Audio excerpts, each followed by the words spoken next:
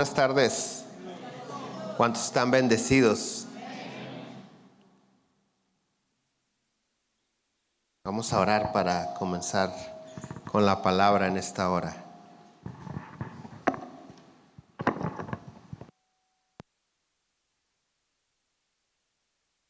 Dios, te damos gracias en esta hora por todas las bendiciones que nos has dado, Señor.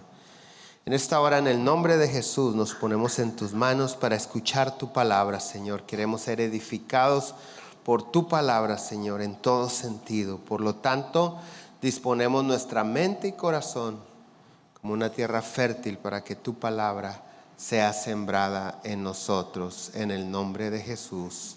Amén. ¿Todos bien? El título del mensaje en esta hora es Necesitas pensar en ti. Nuestra naturaleza como seres humanos que somos generalmente nos encamina hacia la desobediencia a Dios y a su palabra. La mayoría de las personas que vivimos, nosotros también anduvimos por ahí hace algún tiempo, cuando vivimos lejos de Dios y de la palabra de Dios, no nos acercábamos a Dios porque creíamos que no necesitábamos de Dios. Hay muchas personas que no buscan la aprobación de Dios en lo que hacen porque ellos se sienten satisfechos y no necesitan la aprobación de nadie más. Aparentemente ese estilo de vida los mantiene satisfechos. Por eso no buscan a Dios, no necesitan obedecerlo. Por mucho tiempo en la iglesia se predicó, necesitas aceptar a Jesús para que Dios te bendiga económicamente. Y entonces la gente que no necesitaba prosperar económicamente porque no necesitaban más dinero, no buscaban a Jesús. También ha habido tiempo en el cual necesitas buscar a Dios para que te sane. Y los sanos no buscaban a Dios porque no necesitaban de Dios. Entonces, aparentemente, cuando nosotros estamos viviendo satisfechos en nuestro estilo de vida, no necesitamos de Dios. El asunto es que aún nosotros, cuando vivimos en ese tiempo, los que actualmente viven de esa manera, no conocen las consecuencias en la eternidad de ese estilo de vida.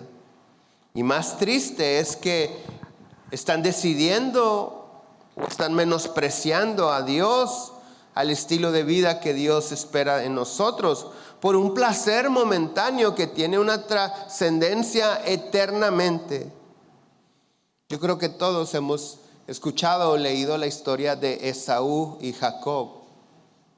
Esaú perdió la bendición, lo espiritual, lo más importante, por un placer temporal, por saciar una necesidad temporal. Génesis capítulo 25, verso 29 dice: y guisó Jacob un potaje.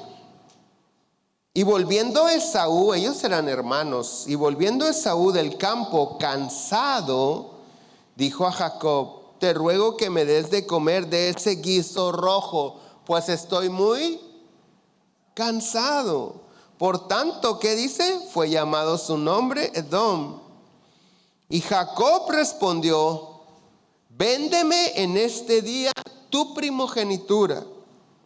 Entonces dijo Esaú: he aquí, yo me voy a morir, ¿para qué pues me servirá la primogenitura? Fíjate cómo Jacob aprovecha la necesidad de Esaú, de que tiene hambre, para intercambiar la primogenitura que tenía una trascendencia espiritualmente y terrenal por satisfacer un deseo temporal o una necesidad temporal que tenía Esaú. Entonces dijo Esaú: como quiera nos vamos a morir. Ahorita tengo hambre. Como quiera un día me voy a morir. ¿Para qué me va a servir la primogenitura? Y Jacob dijo, verso 33, júramelo en este día Y él le juró y vendió a Jacob su primogenitura. Entonces Jacob dio a Esaú pan y del guisado de las lentejas, y él comió y bebió y se levantó y se fue. Así menospreció Esaú la primogenitura. ¿Qué es la primogenitura? La primogenitura se refiere al primer hijo nacido. Y el primer hijo nacido, o nacer, el ser el primer hijo, era un honor especial. Porque ese primer hijo que nacía tenía una doble porción de la herencia de la familia. Y tenía el honor de llegar a ser el líder de la familia una vez que el padre muriera.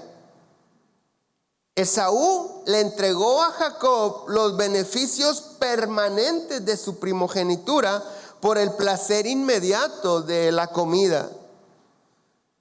Esaú actuó impulsivamente para satisfacer deseos o necesidades inmediatas, sin detenerse a considerar las consecuencias espirituales y a largo plazo que éstas tienen. Muchos de nosotros hemos vivido así. No tanto que nos despertemos con toda la intención de pecar. Nadie se levanta y dice, hoy voy a desobedecer a Dios más que nunca.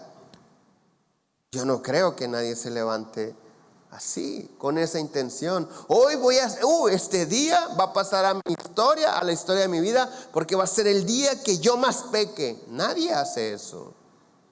Sin embargo, conforme transcurre el día, se nos presentan algunas situaciones, tentaciones, algunos retos.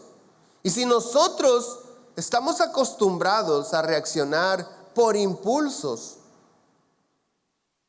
corremos el riesgo de no tomar en cuenta las consecuencias espirituales que tienen las decisiones que tomamos, como sucedió con Esaú.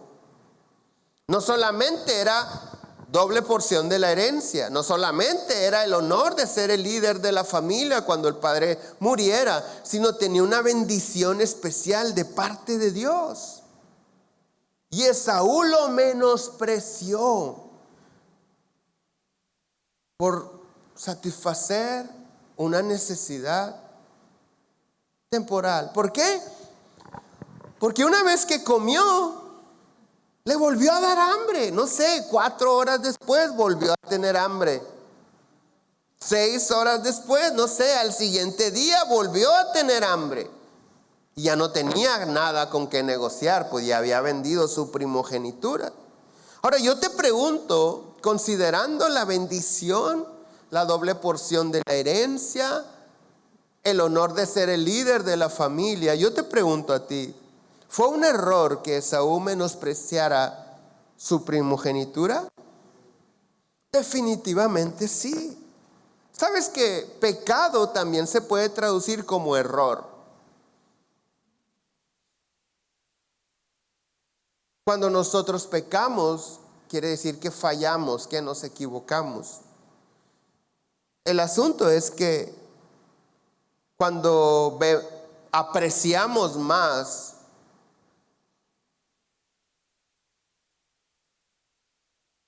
nos es más importante satisfacer las necesidades presentes, menospreciamos la bendición futura, sin darnos cuenta, obviamente. Porque también hay algo que no podemos negar. No podemos negar que el pecado produce un placer, la sensación de la satisfacción, pero temporal. Si el pecado no produjera placeres temporales, nuestra carne no se miraría tentada, no caeríamos en la tentación del pecado. Y precisamente para que estemos constantemente pecando,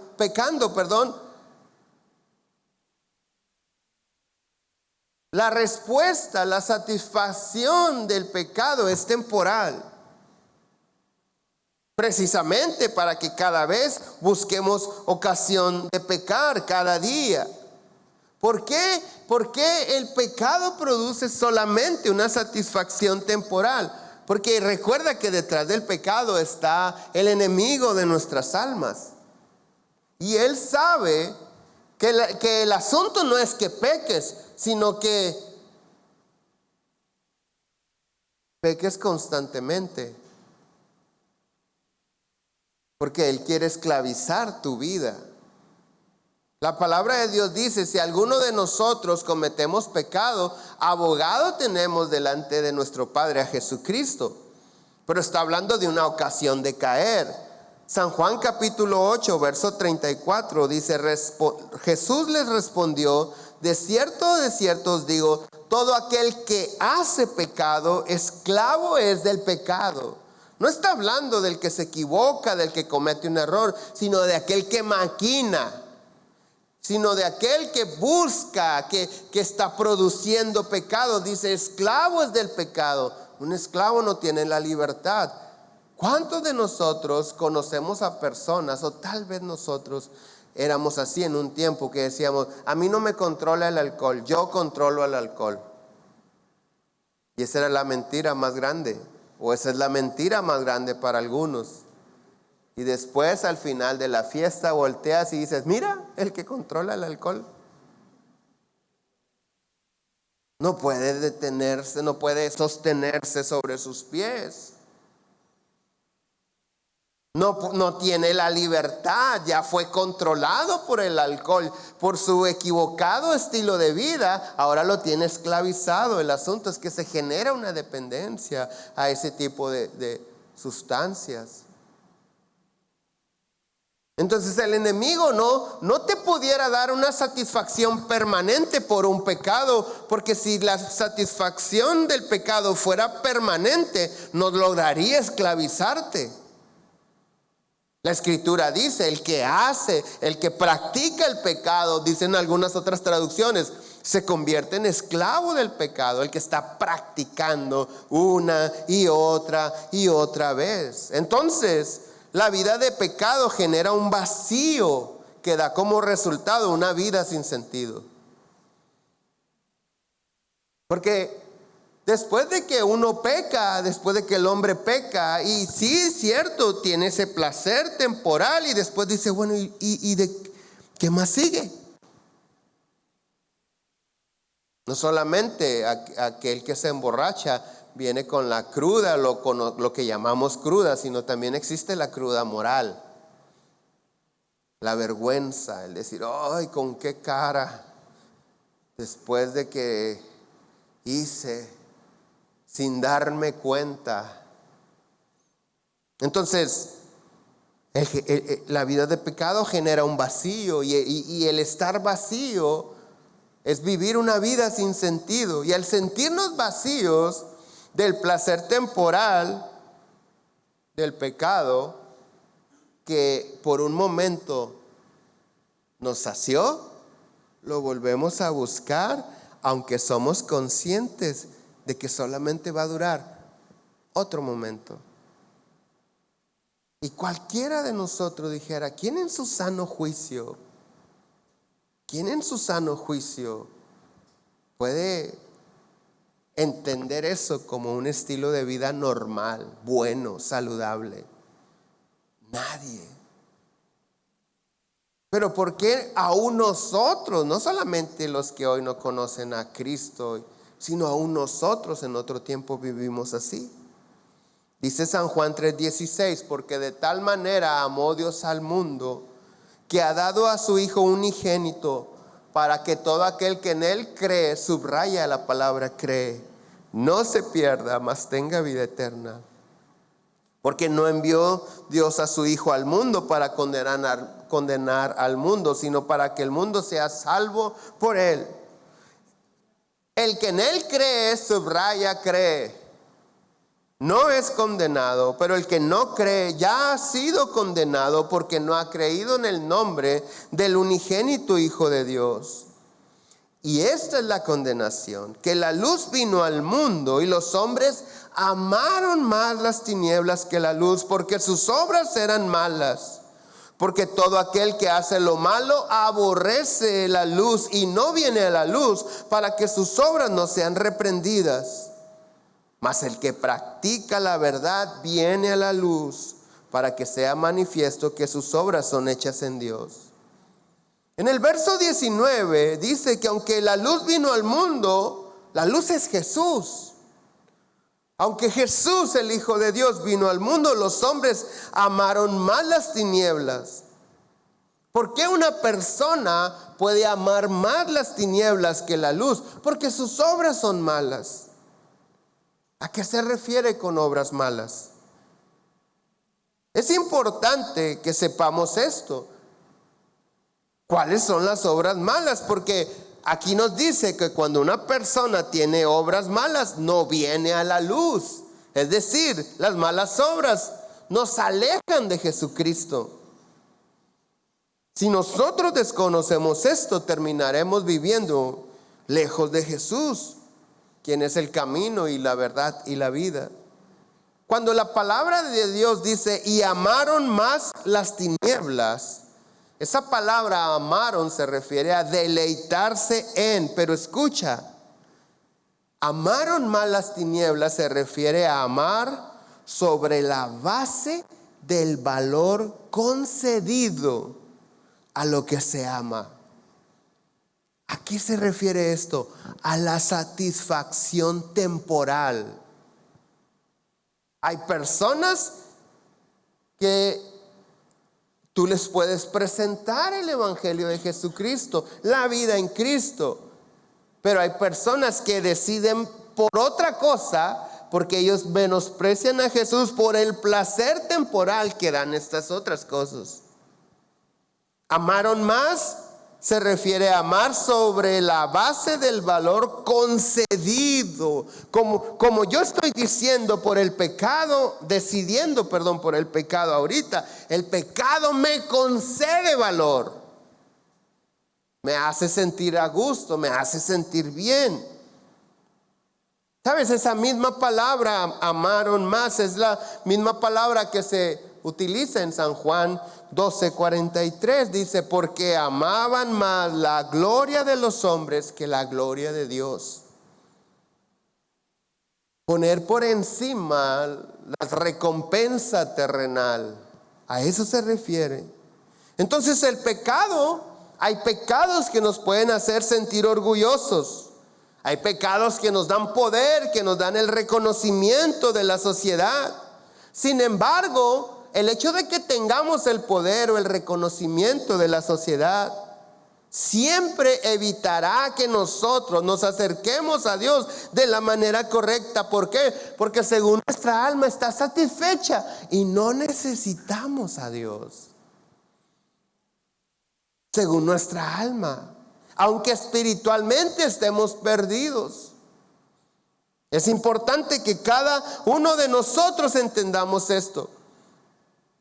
Muchos buscamos ocasión de pecar, no solamente por la satisfacción temporal del pecado, sino por el reconocimiento, por el poder, por la fama, por la riqueza que ese pecado puede producir en mí. San Juan 3:20 dice, porque todo aquel que hace lo malo aborrece la luz. Aborrecer es amar menos o menospreciar. Hay personas que en su estilo equivocado de vivir no miran atractivo el Evangelio de Jesucristo.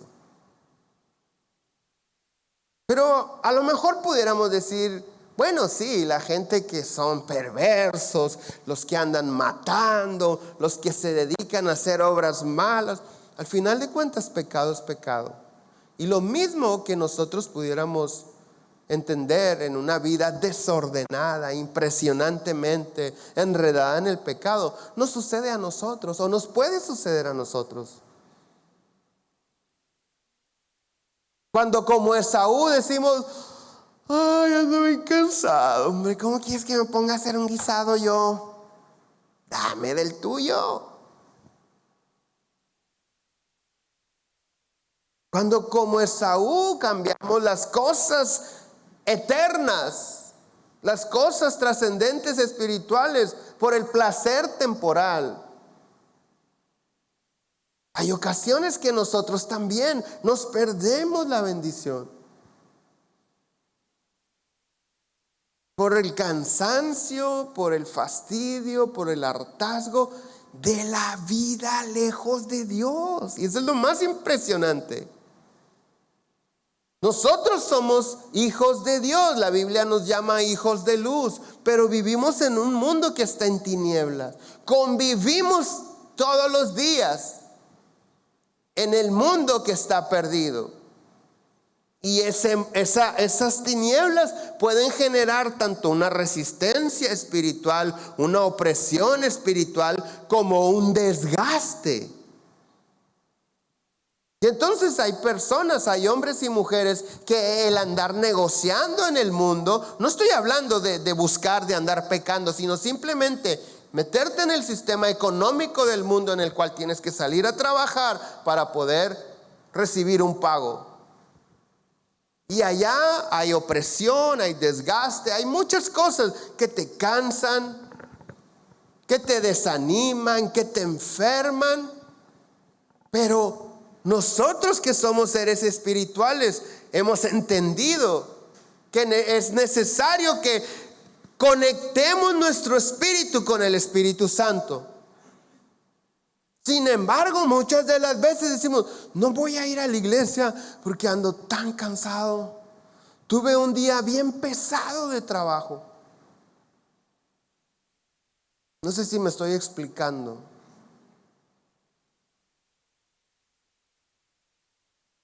Es que me siento desanimado, hubo una situación en el trabajo.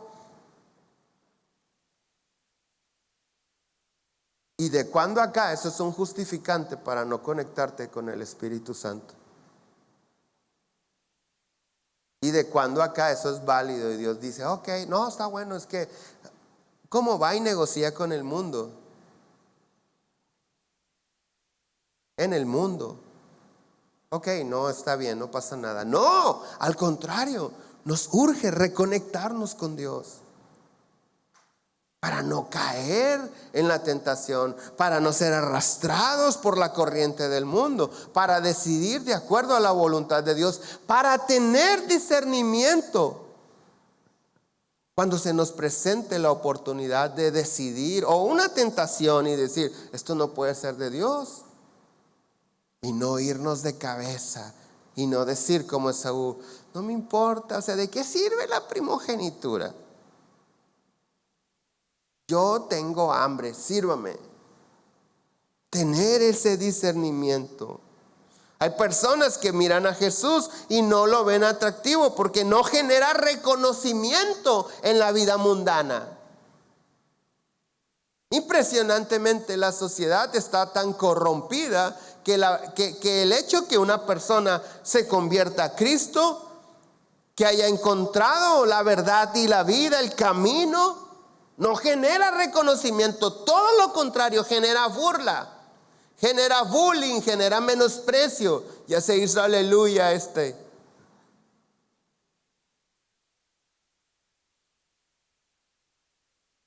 Y entonces, todos aquellos que están en las tinieblas dicen, yo aquí me la vivo bien y si me acerco a la luz me voy a ganar el menosprecio de las tinieblas, y deciden no acercarse a la luz para no quedarle mal a las tinieblas. Yo no lo puedo entender eso. Necesitas pensar en ti, dejar de importarte lo que la gente que no entiende las cosas espirituales piensen de ti.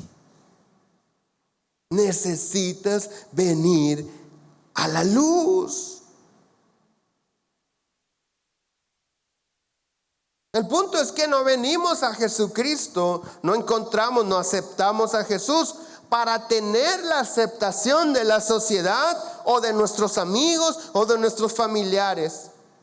Nosotros no venimos aquí, no decimos, Señor, yo te entrego mi corazón, a partir de hoy tú serás el Señor de mi vida y yo espero que la gente me acepte por esto. Todo lo contrario, no te van a aceptar por eso.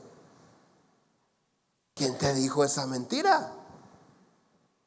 Nadie acepta a Cristo para tener el agrado de la sociedad. Nosotros aceptamos al Señor Jesús porque si no, dice la Escritura que seremos condenados. Lo acabamos de leer en San Juan capítulo 3. Por eso yo te decía, subraya. ¿Cuál palabra te decía que subrayaras? Creer.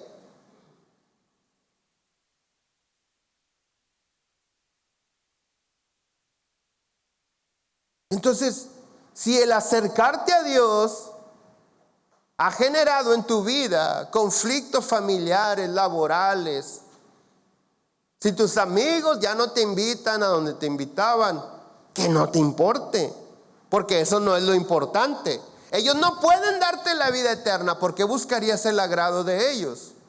¿Por qué tendrías que esconder tu fe y tu convicción para agradarle a un grupo de personas que, si no se arrepienten, se van a ir al infierno y te quieren llevar con ellos? A lo mejor no están ellos conscientes. Definitivamente no están conscientes. No dicen, nos vamos a ir al infierno y te queremos arrastrar con nosotros. El evangelio de Jesucristo para ellos está encubierto, porque el príncipe de las tinieblas les ha cegado el entendimiento. Ellos viendo no ven, oyendo no oyen, no tienen la capacidad de discernir por la esclavitud que genera el pecado. No tienen libertad. Entonces, ¿por qué buscar el agradarle a alguien que, espiritualmente hablando, no solamente no aporta a mi vida, sino me puede arrastrar a una vida que yo no quiero? Necesito empezar a pensar en mí. Necesitas empezar a pensar en ti. Deja de pensar lo que los demás piensan de ti. Primera a los Corintios 1:18 dice, porque la palabra de la cruz es locura para los que se pierden, pero a los que se salvan, esto es, a nosotros, es poder de Dios. Entonces, si ya está escrito, todo aquel que está en un camino de perdición, voltea, ve a la iglesia, escucha el evangelio, mira a los cristianos y dice, bola de locos. ¿Qué te extraña? ¿Qué te sorprende? Si ya está escrito, la palabra de la cruz es locura para los que se pierden. Para nosotros es poder de Dios.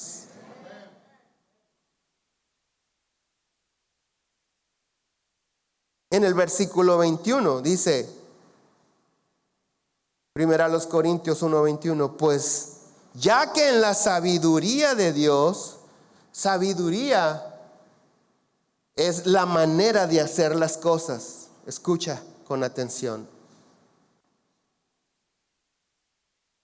Una persona sabia es aquella que aplica lo que sabe, lo que conoce, a lo que hace. Entonces,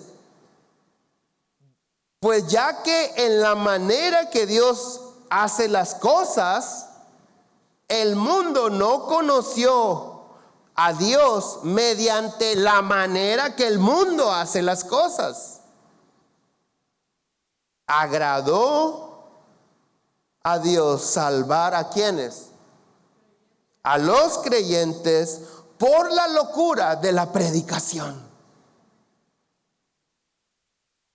La salvación es para los creyentes.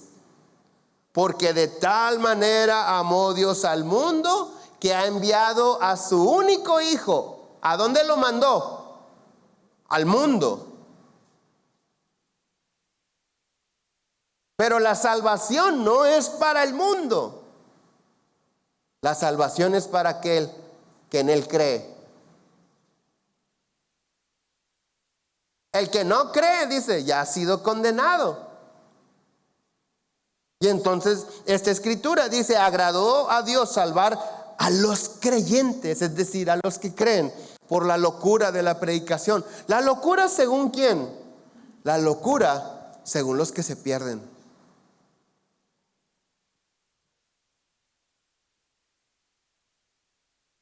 Y entonces el Señor Jesús vino a morir en la cruz para salvarnos del estilo equivocado de vida que no nos permite ver ni discernir las cosas espirituales.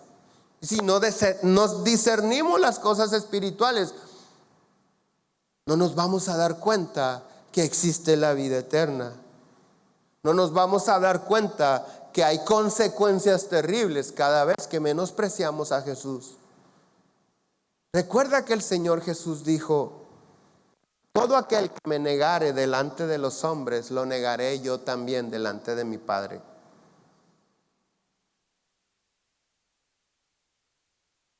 ¿Cómo es esto? ¿Cómo es negar a Jesús delante de los hombres?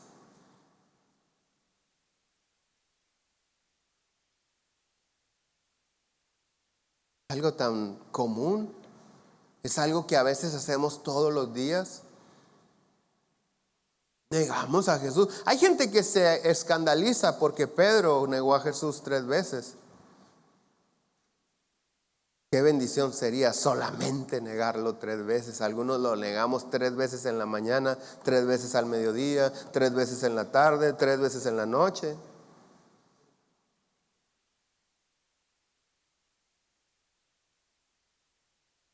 Negar a Jesús cuando hay una necesidad. Cuando conoces de una persona que tiene una necesidad y sabes que la respuesta para su necesidad es Jesucristo, pero te da vergüenza compartirlo.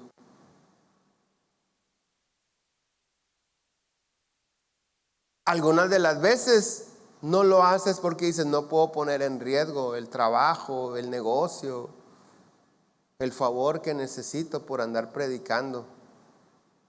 Mejor me callo. Peor aún cuando la persona que no conoce a Dios te pregunta directamente: ¿y tú cómo le harías? Y tú tienes la respuesta y sabes que la respuesta es espiritual y tienes un fundamento bíblico. Pero dices: no, la verdad no sé. Estás negando a Jesús. Y eso tiene consecuencias terribles. Porque en aquel día todos vamos a querer que cuando lleguemos a la presencia del Padre, el Señor Jesús diga: por Él también está justificado por mi sangre, papá. Y que no que lleguemos nosotros muy confiados de que vengo en el nombre de Jesús y Jesús se voltee.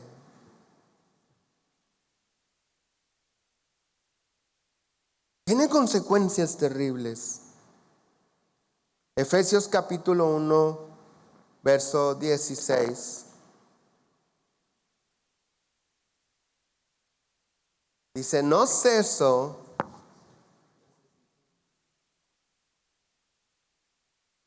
de dar gracias por vosotros, haciendo memoria de vosotros en mis oraciones. ¿Para qué? Para que el Dios de nuestro Señor Jesucristo, el Padre de gloria, os dé espíritu de sabiduría y revelación en el conocimiento de Él, alumbrando los ojos de vuestro entendimiento, para que sepáis cuál es la esperanza a que Él os ha llamado y cuáles las riquezas de la gloria de su herencia en los santos y cuál la supereminente grandeza de su poder para con nosotros los creyentes, los que creemos, según la operación del poder de su fuerza, la cual operó en Cristo, resucitándole de los muertos y sentándole a la diestra en los lugares celestiales. Sobre todo principado y autoridad y poder y señorío y sobre todo nombre que se nombra no solo en este mundo o en este siglo, sino también en el venidero. Y sometió todas las cosas bajo sus pies y lo dio por cabeza sobre todas las cosas a la iglesia, la cual es su cuerpo, la plenitud de aquel que todo lo llena en todo. Esta escritura nos enseña cosas bien importantes. Cuando nosotros vemos una persona que rechaza que no ha entendido, que sus pensamientos están cerrados, que está necio, que menosprecia a Jesucristo y el Evangelio. ¿Qué tenemos que hacer? Dice el apóstol Pablo: no ceso de dar gracias por vosotros, haciendo memoria de vosotros en mis oraciones. El apóstol Pablo dice: no dejo de orar por ustedes. ¿Para qué? Para que el Dios de nuestro Señor Jesucristo, el Padre de gloria, os dé espíritu de sabiduría y de revelación en el conocimiento de Él, alumbrando los ojos de vuestro entendimiento, para que sepáis cuál es la esperanza a que Él os ha llamado y cuáles las riquezas de la gloria de su herencia. Estoy orando. Necesitamos estar orando por aquellos que todavía el Evangelio de Jesucristo está encubierto ante sus ojos. Pero algo bien impresionante que esta escritura nos enseña es que el poder que operó en Cristo, el que le resucitó de los muertos, también opera en los creyentes. ¿De qué está hablando? Del Espíritu Santo. Y termina en el verso 22 y 23: y sometió todas las cosas bajo sus pies, y lo dio por cabeza ¿a quién? A Jesús, sobre todas las cosas, a la iglesia, la cual es su cuerpo, la plenitud de aquel que todo lo llena en todo. Definitivamente hay cristianos que siguen sintiendo un vacío en su corazón, y es lo más triste. Lo podemos comprender de aquellos que no conocen el Evangelio, que nunca han leído la Biblia, que no se congregan en una iglesia, que no oran, que no adoran a Dios. Es de alguna manera comprensible. Pero que nosotros, los que hemos hecho una oración, hemos aceptado, los que hemos creído en Jesucristo, de repente no encontremos la plenitud de la vida. ¿Por qué? Según esta escritura que leímos, todo aquel que todavía no siente una plenitud, hay algún espacio en su corazón, en su alma, todavía no está completamente saciado. Esta escritura nos da la razón, porque no se somete a la cabeza, que es Cristo. Porque podemos ser parte de la congregación de la iglesia, pero no necesariamente del cuerpo de Cristo. Todo aquel que es parte del cuerpo de Cristo se somete a Jesucristo. Por eso hay tanto cristiano que sigue sintiendo un vacío en su corazón, porque cuesta obedecer. Pero no nos damos cuenta que no solamente hay que obedecer por una bendición. Te repito, por eso hay gente que no obedece, porque dice: una bendición, explícame la bendición. La prosperidad: tengo más dinero que tú, yo no necesito que Dios me prospere. La sanidad: no me duele nada, estoy más sano que tú, yo no necesito la sanidad. Entonces, ¿qué hago con este cuate? Si le estoy diciendo que si obedece a Dios va a tener todas estas bendiciones, pero él no las necesita.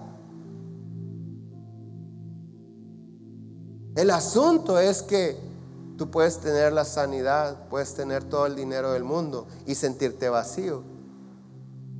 El asunto es que el obedecer a Dios, obedecer a Jesucristo, someterme al señorío de Jesucristo, ahí es donde encuentro la plenitud de la vida. Y entonces no me voy a someter a Jesús por cosas terrenales o temporales. Me voy a someter a Jesús por aquello que es eterno.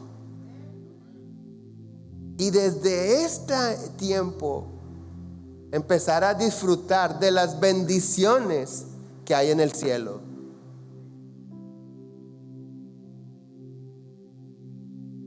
Yo no tengo que esperarme al cielo para estar en paz, para descansar. El cielo en la tierra es posible para todo aquel que cree en Jesucristo. Alguien dirá, yo creo.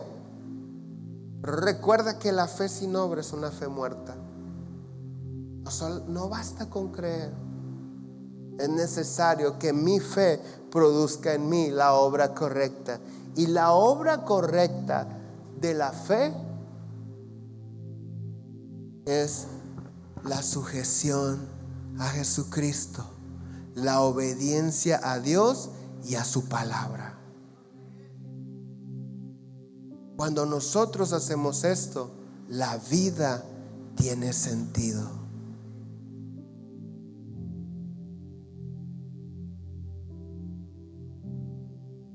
Aunque no vivimos por sentido, vivimos por fe, pero le encuentras el sentido, el propósito divino a tu vida. Y sin importar cuál sea tu propósito en la vida, tu propósito va encaminado a engrandecer el reino de Dios, a establecer el reino de Dios en la tierra. En tu casa, en tu familia, en tu colonia, en tu ciudad. Independientemente, hay algunos que ya descubrieron su propósito en la vida. Pero si el propósito que ya descubriste y que estás viviendo y que te hace sentirte realizado no está estableciendo el reino de Dios en la tierra, todavía no has entendido. Tengo amigos que me dicen, uy, qué bueno que Dios no me hizo para ser pastor. Y yo, gracias. Ay, gracias, Señor, porque mi propósito es ser empresario.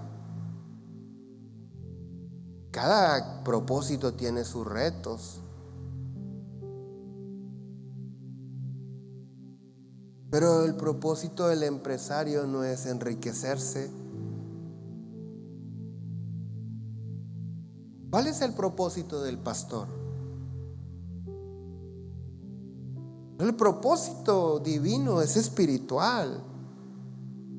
¿Cuál es el propósito de un pastor? ¿Cuál es el propósito de un siervo de Dios? Ese es el mismo propósito de un empresario.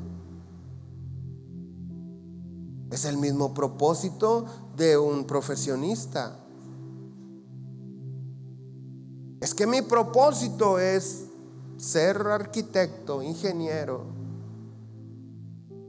Bueno, que tus dones y talentos sean el pretexto para predicar a Jesucristo. Cuando la gente te diga, ¿por qué haces esto si no tienes necesidad? No, sí necesito hacerlo, porque no puedo negar a Cristo. Porque acabo de entender, me acaba de ser revelado que Dios me da recursos para que su reino se engrandezca, no mi cuenta de banco. Para que crezca su reino, no mi casa. Y no estoy hablando de menospreciar y no disfrutar las cosas, pero estar consciente de descubrir cómo encaja lo que Dios está haciendo en mí en el establecer su reino. Alguien dirá, uy, entonces tengo que venir a traer todo el dinero a la iglesia. No, no es así, sino simplemente utilizar tus recursos para empezar a ganar, número uno, tu casa, tu familia, tus hermanos, tus hijos, tu matrimonio, tus hermanos, tus cuñados, tus padres. Porque el que no cree en Él ya ha sido condenado. Y entonces, ¿en manos de quién está la salvación de tu casa? Si la condena ya está establecida. Todo aquel que no cree ha sido condenado. Pero ¿en manos de quién está la salvación de tu casa? En tus manos. A lo mejor tú dices, pero yo no sé predicar, yo no sé compartir. Es más, no me van a creer que ya estoy arrepentido.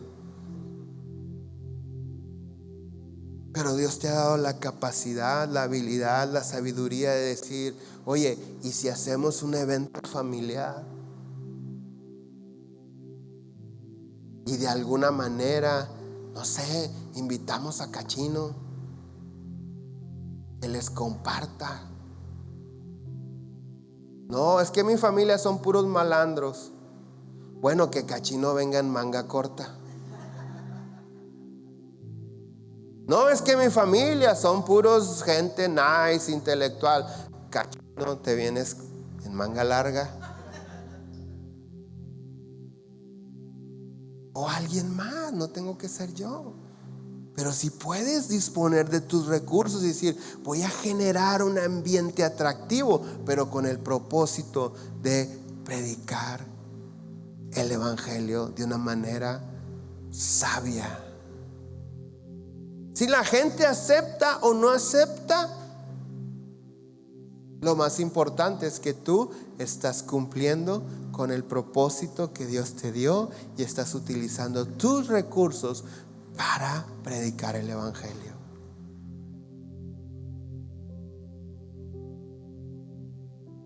Nos ponemos de pie.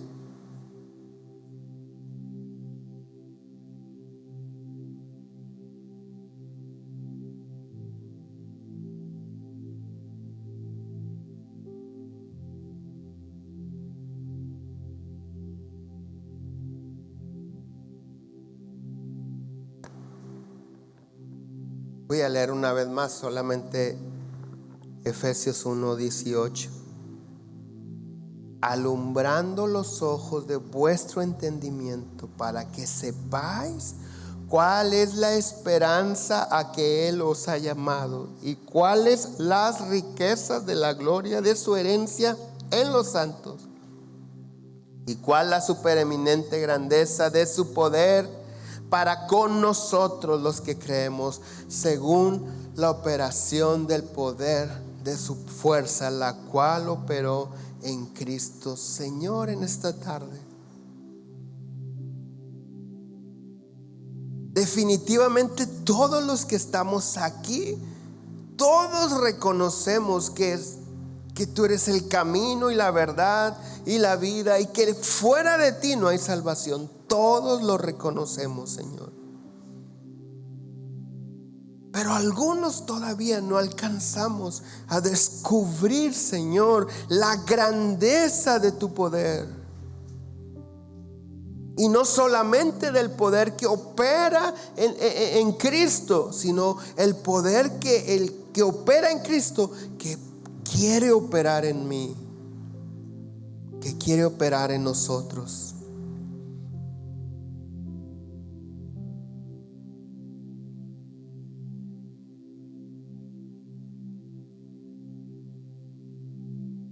Espíritu Santo, en esta tarde nosotros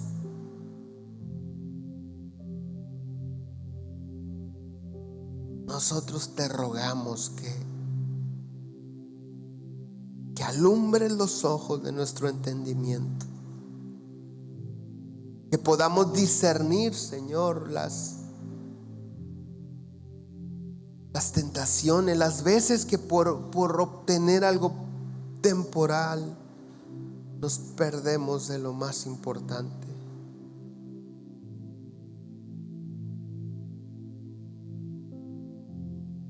Estamos tan agradecidos contigo, pero nuestra familia, aún nuestra misma vida y nuestra casa y familia, te seguimos necesitando. Has hecho cosas grandes con nosotros,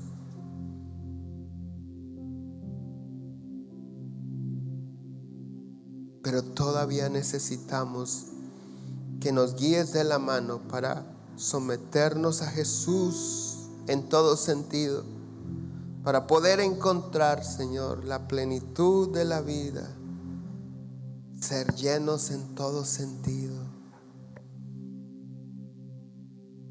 Espíritu Santo, si hay aquí un enfermo, yo te ruego en el nombre de Jesús que tú traigas sanidad, que impactes su cuerpo.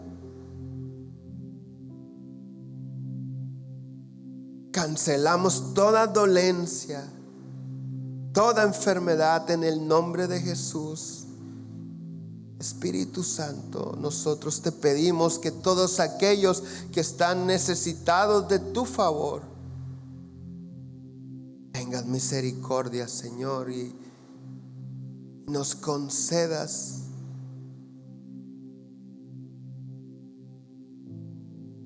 el privilegio de ver tu palabra cumplirse en nuestras vidas.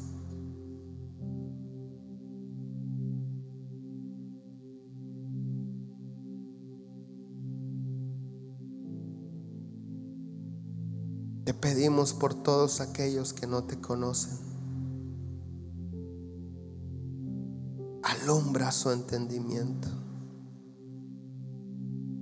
¿Por qué no empiezas a orar por tu familia? Y ora por ellos, con sus nombres. Ora por tus hijos, por tus padres, por tus hermanos, por tus cuñados, cuñadas.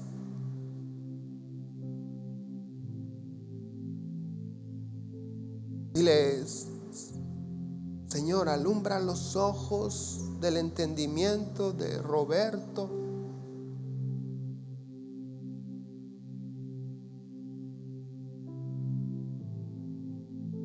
No sé, menciona los nombres.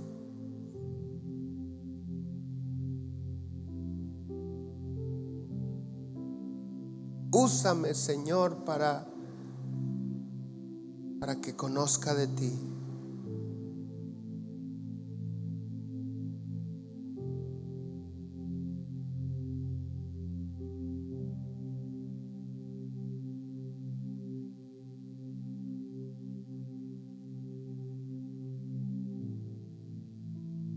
Cancelamos todo lo que ha estorbado, Señor, que ellos acepten el Evangelio y reciban a Jesucristo en su corazón.